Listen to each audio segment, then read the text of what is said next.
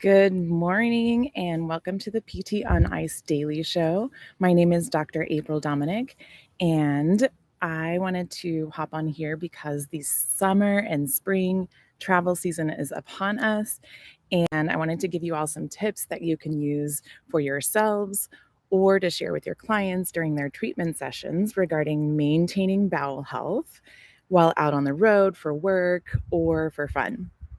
Here at ICE, we believe in treating an individual's entire ecosystem and promoting healthy lifestyle factors to support their treatment sessions and rehab. You better believe that bowel health is one of those factors. So, today we'll go over 5 areas to prioritize, including defecation mechanics, mobility, hydration, nutrition, and sleep recovery. So I am coming to you from Hendersonville, Tennessee today. We are live here. We just wrapped up our 2023 ICE sampler. We had some fabulous presenters who covered the TMJ and cervical assessment and treatment, which was awesome. Be sure to sign up for the 2024 ICE sampler, as it was announced yesterday that it'll be in Carson City, Nevada, and the sign up was released yesterday as well. In the pelvic division, our courses cover the female athlete as she navigates exercise and sport from preconception all the way through postpartum. So, our next live course is this coming weekend, May 5th and 6th. This will be in Grand Rapids, and Alexis and Rachel will be there. And then our last day to sign up for our 8-week online cohort is today. So let's get into some of those travel bowel basic tips. If you or your clients struggle with vacation constipation, this could play into some of their abdominal or lumbopelvic pain, especially if they travel often. Pooping is a daily function, and that's something that you can ask them about, and definitely not something that we want to disrupt while we're trying to have a good time on vacation or while we're traveling. Let's face it, it's never a good time if you've got a full tank and can't easily dump it. It can lead to irritability, abdominal pain, or maybe even a feeling of fullness, which can interrupt any sort of appetite. So, difficulty with bowel health can actually start even before you get on the road, with the increase in anxiety that goes along with traveling, packing, dealing with airline cancellations and delays. And then, not to mention, being in an unfamiliar place or even crossing multiple time zones. All of that can really ramp up the stress cycle. Couple all of those unpredictable pieces with being stuck in a car or a plane with few rest breaks and minimal access to bathrooms, and you've got yourself a recipe for a distressed bowel. So let's dive into those 5 areas of bowel basics. So, number 1, defecation mechanics. Sit, don't hover over the toilet. While it might be tempting to hover while in a public restroom, and yes, some people do try and poop in a hovered position, try to sit on the toilet.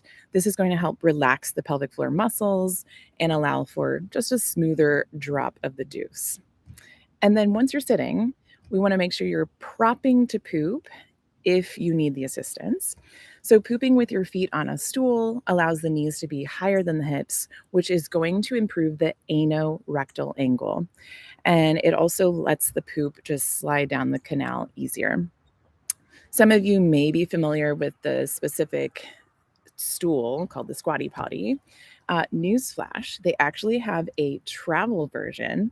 And one of my clients who traveled quite a bit actually bought me one, and it is so cool. It flattens all the way down to the size of a laptop, a closed laptop, and it's just a little bit larger in width. And it can just fit at the bottom of your suitcase. So if you tend to use a stool or some sort of assistance for your feet when you poop, you can actually bring something like that. If you're like, I'm not doing that. A couple of other hacks. So if you're in the airport and you actually have a hard case roller luggage bag, you could kind of flip it on its side and use that if you needed to. Or if you're at the Airbnb or whatever hotel you're staying at, you can take a peek around and see if there's any trash cans that you can lay down on the side and then prop your feet up on that. And then finally, for defecation mechanics, remember to relax your muscles and breathe. This is going to be helpful to unclench the glutes and then take some deep breaths in to allow the pelvic floor to relax. And remember, don't delay the urge. Once you get one, try and go promptly. Area number 2, hydration.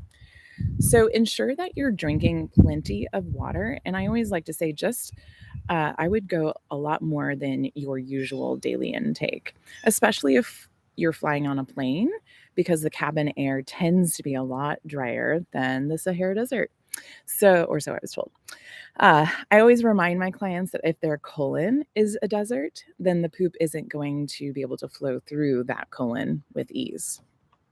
And then another tip that I have for you is to drink water on the way to the airport. So for me, the Denver airport is so far away from where I live. Not really. It's like a 40 to 60-minute drive. But I tend to make sure I have a full bottle of water that I drink on the way there. And then I have time to go to the bathroom before I hop on the plane. And if you're not flying, or just in general, if you're flying or driving, make sure to bring a refillable water bottle with you and actually use it more than normal. So we're usually out of sync with our normal activities that prompt us to drink water, because you're just on a different schedule, generally speaking, when you're traveling. So feel free to set a few alarms throughout the day to remind you to drink the water. Don't be like me. This past weekend at Sampler, I left my refillable water bottle in the car and ended up having some delays in the bowels. Not helpful. All right, area number 3, movement. So this can be movement or mobility for the muscles or motility for the colon. So if you are trying to snag in some muscle movement, but you don't have a gym, or the hotel gym is like, it's a little shady down in the basement and there's like 2 pieces of equipment, no worries. Body weight, strength movement, or any mobility exercises can go a long way. Exercises like brisk walking, even just 20 minutes a day, can help increase healthy bacteria of the intestine, which can then promote bowel movements. And then the other type of movement we can do is motility for the colon. And by that, I mean an abdominal massage. This is a great one that you really don't need any tools for except for your mitts. So this is going to help provide an abdominal massage is going to help provide external influences or nudges to the colon. So you'll want to use mini circles to massage the abdomen with moderate pressure in the shape of a U. And so the roadmap for this is you'd start on the right hip, just inside of the iliac crest, and then you'd work your way up towards the right rib, over to the left rib, down to the left hip, and then I like to go a little bit towards the pubic bone just to snag the very tail end of the colon. And you can do this around a meal, like shortly after a meal, or if you tend to, say, have a bowel movement in the morning, you can do an abdominal massage around the same time. And then area number 4, nutrition. So eat as closely as the way you would during your normal week or weekends. I get it. I mean, it's very hard when you're traveling you don't have access to a kitchen, maybe you're eating out quite a bit. But think about the food type, the time that you eat, and also the quantity and quality. So consider bringing snacks and eat food that your body is familiar with and used to processing. Familiarity is key for the GI system. So try and find water-rich foods like fruits, vegetables, whole grains. A lack of these can contribute to some dehydration, as 20% of your daily food intake tends to come from your food. The other pieces of nutrition, chew your food. So not only does chewing your food influence the parasympathetic system with that calming effect, but it also supports the stimulation of digestion and motility of waste products. And then pack your magnesium or supplement of choice. If you're using magnesium or not yet using magnesium, it tends to draw water into the intestine, and this increase in water stimulates the bowel motility, and it can often soften and increase the size of the stool. So this will prompt a bowel movement and help those stools to be easier to pass. And then the fifth area for bowel basics is prioritizing your sleep hygiene. So two of the biggest pillars of good sleep hygiene that suffers on vacation is consistency and duration of sleep. So you're having fun with your friends, staying up late, waking up early to pack in some of that early sunrise excursions or hikes.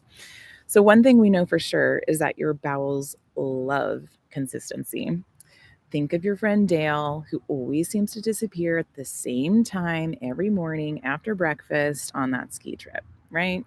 Dale's bowels know what's up. They're very consistent.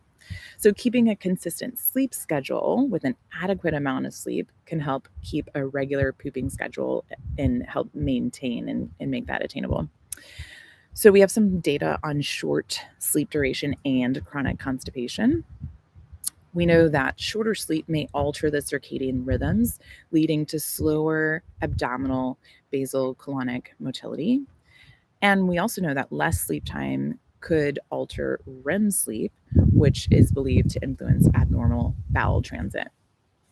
All right, let's sum these travel bowel tips up. TLDL, too long, didn't listen. But if you weren't listening, you probably wouldn't have made it back to this far into the podcast.